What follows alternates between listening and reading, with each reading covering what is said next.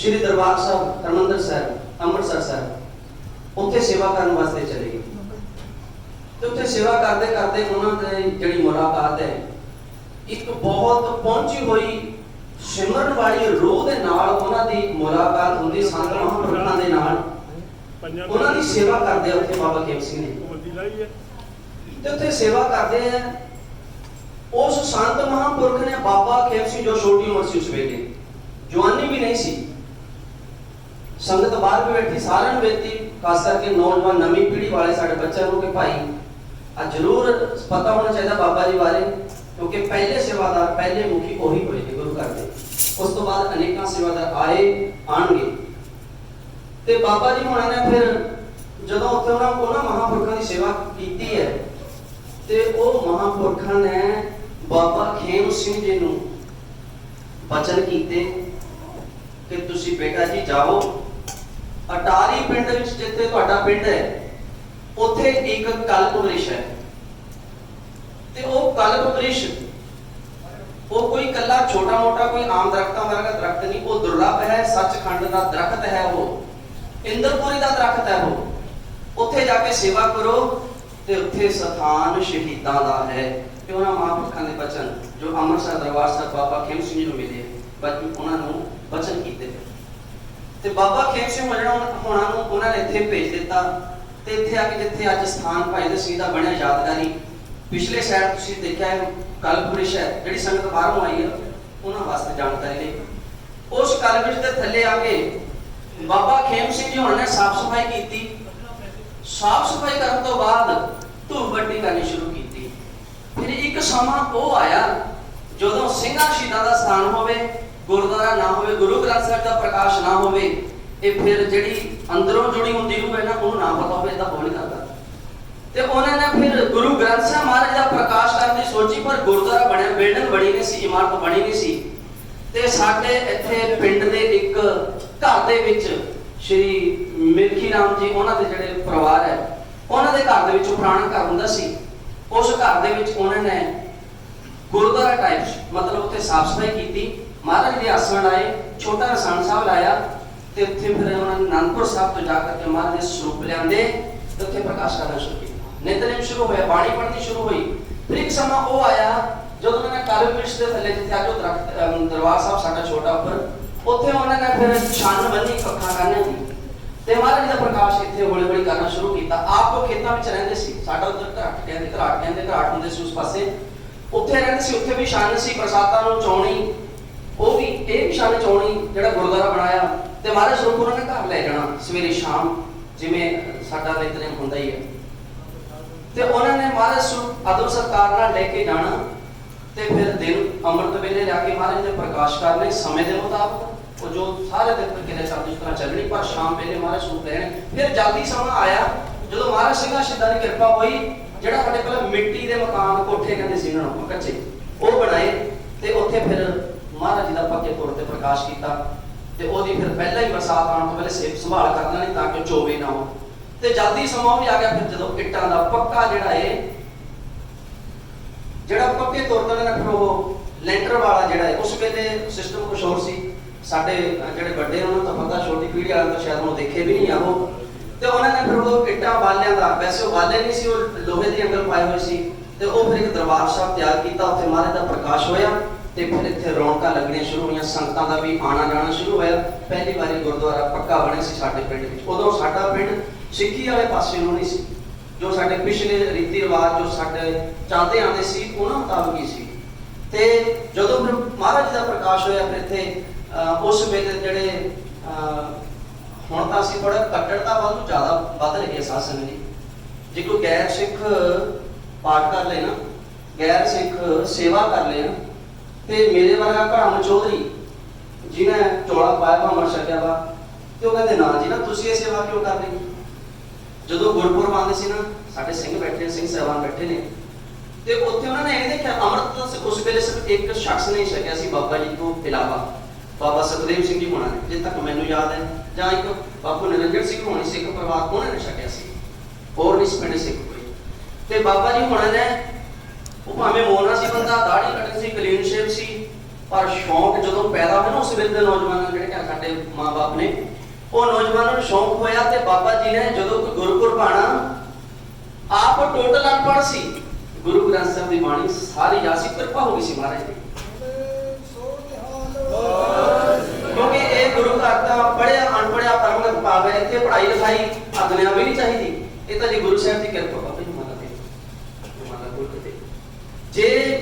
गुरु की कृपा हो जाए फिर इतने पढ़ाई दुनिया भी पढ़ाई की लोड़ नहीं है ते बाबा खेम सिंह जी सारा पाठ करते सी ते साध संगत जी आप जी की जानकारी एक होर गल दस दईए उन्होंने नाम गैर सिखां तो मोने पढ़ाने कह लो उन्होंने तो पाठ कराना जो कोई गुरपुरब आना ते फिर गुरपुरब मनाने क्योंकि उन्होंने मकसद जोड़ना सी ना कि कट्टरता दिखानी सी जे कट्टरता दिखाते तो अज याद ना सी उन्होंने करते ते जब उन्होंने जोड़ना किया बाबा जी बाबा सुखदेव सिंह जी तो उन्होंने इस तरह जोड़ना शुरू किया पहली पौड़ी तो शुरू किया सारे तो अंतली पौड़ी तक अज साडे पिंड किन्ने ही अमृतधारी गोर सिख परिवार ने उदों सिर्फ 2003 सी पंज प्यारे नहीं सी मतलब प्रसादा छकाने साडे इन्हां गुरु घर दे विच जां पिंड दे विच ते बाबा जी ने फिर हौली हौली नौजवानों को जोड़िया कीर्तन शुरू होया हुण साडे देखो गुरु सिख गुरु महाराज दे सिंह साहिबान जिन्ने बैठे ने रागी जथे किन्ने सोहणे इन्हां दे दस्तारे है किन्ने सोहणे इन्हां दा चोले है जाने कि देखे जिहड़ी साडी है जो सानू बख्शिश कीती महाराज ने वो देखिया उस वेले तां सारे एवं सी कोई कच्छे विच आ गया कोई निकर विच आ गया पता नहीं ना सी ते दूजा नंबर इन्ना प्रचार नहीं सी तीजा नंबर जोड़ना सी नवे सी सारे ते जदों जोड़े फिर बना भी ले अपने वर्गे उन्होंने इस तरह की गल भी नहीं हम किन्ने परिवार खड़े हो गए साडे पिंड ते बाबा जी ने फिर इस तरह घालना घाली बहुत लंबा समा सेवा की वो सन आया 1993 18 अगस्त का पर उस तो पहला बाबा जी ने कई परिवारों को तारना सी निजी तौर तो आप समझते परसनली किसी के कोई रिलेशन हो जाने ते वो सेवा माफ करो मैं इतने कोई हंकारी शब्द नहीं बरतना चाहता ये तो एक माण वाली गल है कि वो सेवा फिर उन्होंने साडे परिवार को दी उस तो अलावा एक परिवार होर सी मैं जिक्र अगे करांगा ते बाबा जी ने जो उन्होंने पिछोकड़ परिवार सी उन्होंने साडे वर्गे नूं तारन वास्ते मेरे पिता जी ने बेनती की कि मेरा जिहड़ा प्रसादा दोवें टाइम तुहाडे घर होवेगा मौत तो उन्होंने शरीर छड्डण तो 6-7 महीने पहले दिया ते बाबा जी ने सेवा सानू बख्शी है सवेरे शाम बाबा जी ने सवेरे वेले साडे घर आना उन्होंने पिंड विच सारे घूम के साडा प्रसादा सानू सेवा देनी मतलब शाम वेले फिर साडी ड्यूटी सी कि सानू उत्थे बजाए गुरुद्वारा साहब असीं उन्हां नूं चाहे मींह चलदा सी चाहे हनेरी चलदी सी क्योंकि सेवा लगी हुई सी साडी ड्यूटी लाई हुई सी उन्होंने ते मैं छोटा सी बिल्कुल मैं भी कदे कदे सेवा करनी पापा जी का टिफन लेना कुछ प्रसादा पा के बापू जी ने लेके आना बाबा जी ते छकना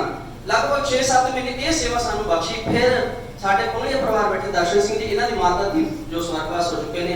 माता सीतो देवी जी उन्हां दा भी बहुत प्यार सी गुरु घर दे नाल 2 टाइम आते सी भी बाबा जी नूं बेनती कीती भाई जी जे तुसीं एक टाइम दा प्रसादा साडे छक लिया करो ते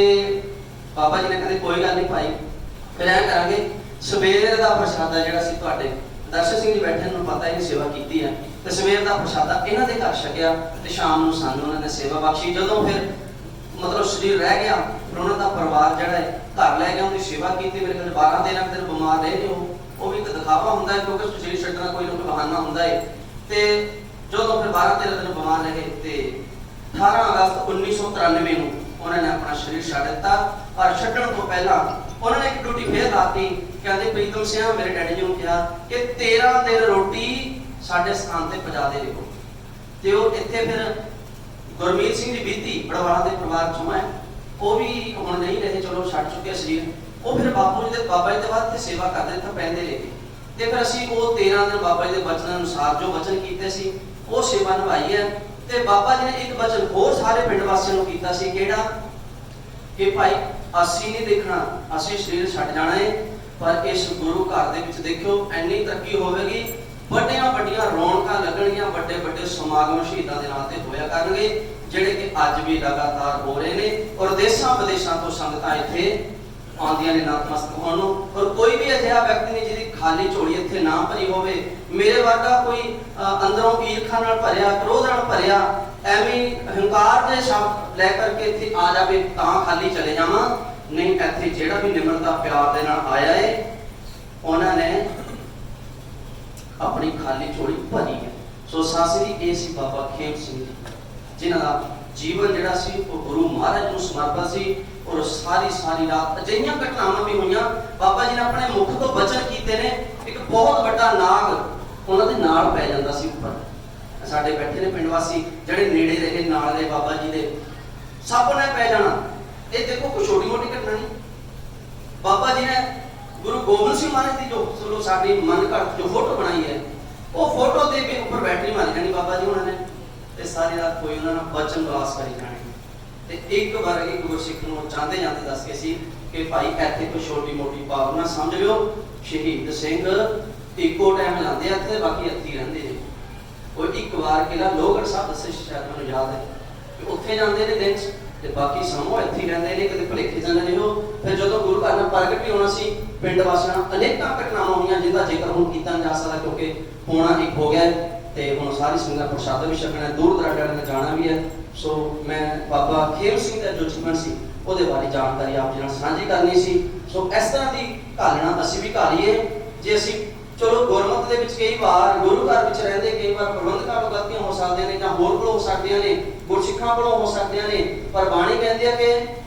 ਹੋਵੋ ਇਕੱਤਰ ਮਿਲੋ ਮੇਰੇ ਭਾਈ, ਦੁਰਦਾ ਦੂਰ ਕਰੋ ਲੈ ਬੁਲਾਏ, ਹਰ ਨਾਮ ਮੈਂ ਕਿ ਹੋਵੋ ਜੋਦੜੀ, ਗੁਰੂ ਕੋ ਵੈਸੋ ਸਭਾ ਬਸ਼ਾਏ। ਪਰ ਅਸੀਂ ਕੀ ਕਰਦੇ ਆ, ਟੰਗ ਖਿੱਚਣੀ ਹੈ। ਇੱਕ ਬੰਦਾ ਥੋੜਾ ਜਿਹਾ ਮੇਰੇ ਵਰਗਾ, ਮੈਂ ਆਪਣੀ ਗੱਲ ਕਰਦਾ, 2 ਟਾਈਮ 3 ਟਾਈਮ ਨੇਤਰੇ ਲੱਗ ਗਿਆ, ਘਰ ਮਾਲਾ ਲੱਗ ਗਿਆ, ਫਿਰ ਉਹਨੇ ਬਾਕੀਆਂ ਨਾਲੋਂ ਉਲਟ ਚੱਲਣਾ ਹੈ। ਤੇ ਗੁਰਸਿੱਖ ਦਾ ਇਹ ਫਰਜ਼ ਨਹੀਂ ਹੁੰਦਾ। ਕਿਸੇ ਨੇ ਅਕਾਲ ਤਖਤ ਸਾਹਿਬ ਤੋਂ ਸਰਟੀਫਿਕੇਟ ਨਹੀਂ ਲਿਆ ਹੋਇਆ ਮਰਿਆਦਾ ਦਾ। ਮਰਿਆਦਾ ਕੋਈ ਵੀ ਗੁਰਸਿੱਖ ਮਰਿਆਦਾ, ਜੇ ਮਰਿਆਦਾ ਸ਼ਬਦ ਨੂੰ ਪੜ੍ਹੀਏ ਨਾ, ਮਰਿਆਦਾ ਕੋਈ ਚੱਲ ਨਹੀਂ ਸਕਦਾ। ਤੇ ਜੇ ਚੱਲ ਨਹੀਂ ਸਕਦਾ ਤੇ ਗੁਰੂ ਘਰ ਪ੍ਰਬੰਧ ਕਿਵੇਂ ਚੱਲਣਗੇ?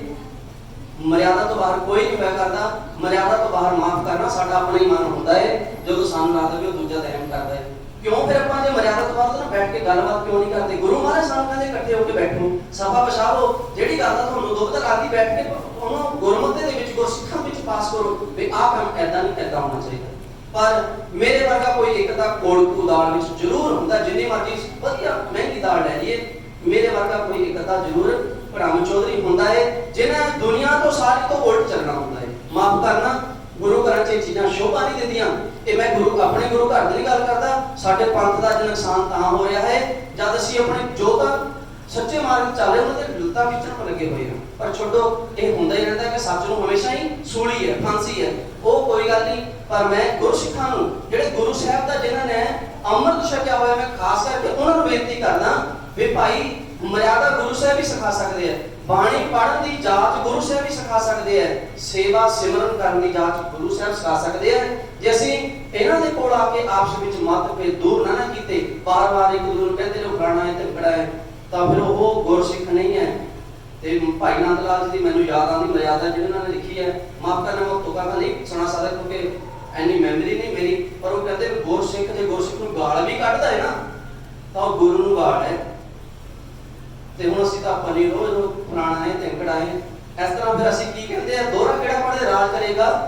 ਖਾਲਸਾ, ਖਾਲਸੇ ਨਾਲ ਰਾਜ ਏਦਾਂ ਨਹੀਂ ਕਰਨਾ। ਆਪਸ ਵਿੱਚ ਤਾਂ ਅਸੀਂ ਆਪਣਾ ਸੰਭਾਲ ਨਹੀਂ ਸਕਦੇ। ਇੱਕ ਗੁਰੂ ਘਰ 'ਚ ਅਸੀਂ ਇਕੱਠੇ ਹੋ ਕੇ ਨਹੀਂ ਬੈਠ ਸਕਦੇ। ਅਸੀਂ ਸਮਾਜ ਨੂੰ, ਅਸੀਂ ਪੰਜਾਬ ਨੂੰ, ਭਾਰਤ ਨੂੰ ਦੁਨੀਆ ਤੇ ਰਾਜ ਕਰਨ ਦੀਆਂ ਗੱਲਾਂ ਕਰਦੇ ਹਾਂ। ਤੇ ਜਿਹੜਾ ਸੱਚ ਬੋਲਦਾ ਤਾਂ ਸਾਥ ਨਹੀਂ ਦਿੰਦੇ, ਜਿਹੜਾ ਜਿੱਦਾਂ ਕਹਿੰਦੇ ਜਿੰਨਾ ਲੁੱਚਾ ਉਨਾ ਹੀ ਉੱਚਾ। ਇਹ ਚੀਜ਼ਾਂ ਦੇ ਬਚੋ। ਸਾਧ ਸੰਗਤ ਜੀ ਮਾਫ ਕਰਨਾ, ਮੈਂ ਕਿਸੇ ਨੂੰ ਸਪੈਸ਼ਲ ਟਾਰਗੇਟ ਹੋ ਕੇ ਨਹੀਂ ਕਹਿ ਰਿਹਾ। ਮਹਾਰਾਜ ਦੀ ਹਜ਼ੂਰੀ ਵਿੱਚ ਖੜ ਕੇ ਇਹ ਗੱਲ ਮੈਂ ਜੁਰਤ ਨਾਲ ਕਰ ਰਿਹਾ, ਇਹ ਸਾਡੇ ਵਿੱਚ ਕਮੀਆਂ ਨੇ, ਮੈਂ ਆਪਣੀ ਗੱਲ ਕਰ ਰਿਹਾ। ਕਿਉਂ ਨਾ ਅਸੀਂ ਗੁਰੂ ਮਹਾਰਾਜ ਚਰਨਾਂ 'ਚ ਬੈਠ ਕੇ ਅਰਦਾਸ ਬੇਨਤੀ ਕਰਕੇ ਉਹਨਾਂ ਦੀ ਕਮੀਆਂ ਦੂਰ ਕਰੀਏ। ਫਿਰ ਇੱਕ ਤੇ ਰਾਜ ਦਾ ਖਾਲਸੇ ਦਾ ਰਾਜ ਆਵੇਗਾ। ਇਸ ਤਰ੍ਹਾਂ ਕਦੇ ਨਹੀਂ ਹੋਣਾ। ਬਾਕੀ ਉਹ ਤਾਂ ਮਹਾਰਾਜ ਦੀ ਖੇਡ ਹੈ ਕੋਈ ਸੱਚੇ ਪਾਤਸ਼ਾਹ ਦੀ। ਜਦੋਂ ਕੀੜਾ ਥਾਪ ਦੇ ਪਾਤਸ਼ਾਹੀ ਲਸ਼ਕਰ ਪੇਸ਼ਵਾ, ਜਦੋਂ 96 ਕਰੋੜ ਦੀ ਗੱਲ ਆਣੀ ਉਹ ਤਾਂ ਪਤਾ ਕਿਹੜੇ ਕਿਹੜੇ ਖੜੇ ਕਰ ਲੈਣੇ। ਚਲੋ ਉਹ ਸਮਾਂ ਹੈ, ਉੱਠ ਕੇ ਸਭਾ ਮੇਰੀ ਕਰ ਪੂਰਾ ਪਹਿਚਾਨ ਪਸਾਰ ਟੰਕਾ ਬਾਜੇ ਫਤਿਹ ਕਰਨੇ ਨਾ ਉਹ ਤਾਂ ਹਮਾਰੇ ਨਾਪੇ ਸਾਰਾ ਕੁਝ ਕਰਨਾ। ਪਰ ਫਿਰ ਵੀ ਜਦੋਂ ਗੁਰਬਾਣੀ ਅਸੀਂ ਪੜ੍ਹਦੇ ਹਾਂ ਉਹ ਤੇ ਥੋੜਾ ਬਹੁਤਾ ਅਮਲ ਕਰਨ ਦੀ ਕੋਸ਼ਿਸ਼ ਕਰੀਏ। ਸੋ ਸਾਰੀ ਸੰਗਤ ਜਿੰਨੀ ਬਾਹਰੋਂ ਵੀ ਆਈ ਹੈ, ਪਿੰਡ ਵਾਸੀ ਸਾਰਿਆਂ ਨੂੰ ਜੀ ਆਇਆਂ, ਸਾਰੀ ਸੰਗਤ ਦਾ ਧੰਨਵਾਦ। ਬਾਬਾ ਦਰਸ਼ਨ ਸਿੰਘ ਜੀ ਹੋਣਾ ਦੇ ਜਥੇ ਦਾ, ਸਾਡੇ ਬਾਬਾ ਭਜਨ ਸਿੰਘ ਜੀ ਪਾਠੀ ਸਿੰਘ ਦਾ ਧੰਨਵਾਦ, ਤੇ ਬਾਬਾ ਰਾਮ ਸਿੰਘ ਜੀ, ਸਾਡੇ ਨਿਹੰਗ ਸਿੰਘ ਸਾਹਿਬ ਮਹਾਕਾਲ ਦਾ ਰੂਪ ਜਿਹੜੇ ਜਿਨ੍ਹਾਂ ਨੇ ਫਰਲਾ ਸਿਰ ਤੇ ਸਜਾਇਆ ਹੋਇਆ ਹੈ ਤੇ ਕਿਸੇ ਕਿਸੇ ਭਾਗਾਂ ਵਾਲੇ ਨੂੰ ਮਿਲਦਾ ਹੈ, ਉਹਨਾਂ ਦਾ ਵੀ ਧੰਨਵਾਦ। ਤੇ ਭਾਈ ਗਗਨਦੀਪ ਸਿੰਘ ਜੀ, ਬਾਅਦ ਵਿੱਚ ਪਤਾ ਲੱਗਾ ਕਿ ਸਾਡੇ ਸਾਥੀ ਜਿਹੜੇ ਉਹਨਾਂ ਦੇ ਭਾਣਜਾ ਜੀ ਹੈ। ਸੋ ਆਪ ਜੀ ਦਾ ਵੀ ਸਾਰੇ ਜਥੇ ਦਾ ਬਹੁਤ ਬਹੁਤ ਧੰਨਵਾਦ। ਜਿੰਨੀਆਂ ਸੰਗਤਾਂ ਨੇ ਵੀ ਸੇਵਾ ਨਿਭਾਈ, ਸਾਰਿਆਂ ਦਾ ਧੰਨਵਾਦ। ਇੱਕ ਲਾਸਟ ਬੇਨਤੀ ਇਹ ਕਰਕੇ ਕਿ ਜਦੋਂ ਬਾਪ ਜਿਹਾ ਜਿਹਾ ਹੋਵੇ ਨਾ, ਦਾਦੇ ਨੂੰ ਖੜਾ ਲਓ, ਪਿਤਾ ਨੂੰ ਖੜਾ ਲਓ, ਪੋਤੇ ਨੂੰ ਖੜਾ ਲਓ, ਜੇ ਉਹਨਾਂ ਤਿੰਨਾਂ ਦੀ ਸ਼ਕਲ ਆਪਸ ਵਿੱਚ ਨਹੀਂ ਨਾ ਮਿਲਦੀ, ਤਿੰਨਾਂ ਦੇ ਜਿਹੜੇ ਕਰਮ ਹੈ ਉਹ ਨਹੀਂ ਮਿਲਦੇ, ਤੇ ਸਾਧ ਸੰਗਤ ਜੀ ਫਿਰ ਸਮਝੋ ਉਹ ਆਪਣੇ ਬਾਪ ਵਰਗਾ ਨਹੀਂ, ਉਹ ਵੱਖਰਾ ਜਾਏ। ਇਸ ਕਰਕੇ ਅਸੀਂ ਗੁਰੂ ਸਾਹਿਬ ਜੀ ਦੀ ਬਾਣੀ ਦੇ ਐਸ਼ੇ ਦੇ ਅਨੁਸਾਰ ਆਪਣਾ ਜੀਵਨ ਬਤੀਤ ਕਰਨਾ, ਜੋ ਗੁਰੂ ਸਾਹਿਬ ਸਾਨੂੰ ਮਾਰਗ ਦੱਸਦੇ ਨੇ ਉਸ ਮਾਰਗ ਤੇ ਚੱਲਣ ਦੀ ਕੋਸ਼ਿਸ਼ ਕਰਨੀ ਹੈ। ਸਾਰਿਆਂ ਨੂੰ, ਸਾਰੀ ਸੰਗਤ ਦਾ ਧੰਨਵਾਦ ਹੈ। ਸੋ ਗੁਰੂ ਮਾਤੇ ਵਜ਼ੀਰਾਂ ਦਾ, ਰਾਗੀ ਜਥਿਆਂ ਦਾ, ਜਿੰਨੀ ਸੰਗਤ ਦੂਰੋਂ ਦਰਾਡੋਂ ਚੱਲ ਕੇ ਆਈ ਹੈ, ਸਾਰੀ ਸੰਗਤ ਦਾ ਬਹੁਤ ਬਹੁਤ ਧੰਨਵਾਦ। ਬੇਨਤੀ ਹੈ ਸੰਗਤ ਵੱਲੋਂ ਲੰਗਰ ਪ੍ਰਸ਼ਾਦਾ ਤਿਆਰ ਹੈ, ਮਹਾਰਾਜ ਦੇ ਸੁਖਾਸਨ ਹੋ ਚੁੱਕੇ ਨੇ, ਮਹਾਰਾਜ ਦੀ ਸਵਾਰੀ ਨਿੱਜੀ ਸਥਾਨ ਤੇ ਸੱਚਖੰਡ ਵਿਖੇ ਜਾਵੇਗੀ। ਉਸ ਤੋਂ ਬਾਅਦ ਆਮ ਸੰਗਤਾਂ ਨੇ ਲੰਗਰ ਪ੍ਰਸ਼ਾਦਾ ਛਕਣ ਦੀ ਕਿਰਪਾਲਤਾ ਕਰਨੀ। ਸਾਰਿਆਂ ਦਾ ਧੰਨਵਾਦ ਜੀ। ਕਈ ਵਾਰ ਬੋਲਦੇ ਚੱਲਦੇ ਕੋਈ ਗੱਲ ਕਿਸੇ ਨੂੰ ਵੈਸੇ ਲੱਗੀ ਹੋਵੇ, ਹੈ ਨਹੀਂ ਕਹੀ ਕਿਸੇ ਨੂੰ, ਮੈਂ ਆਪਣੇ ਕੋਲ ਲਾ ਕੇ ਸਾਰੀ ਗੱਲ ਕਹੀ ਹੈ, ਤੇ ਆਪ ਸੰਗਤਾਂ ਦਾ ਬੱਚਾ ਹੈ,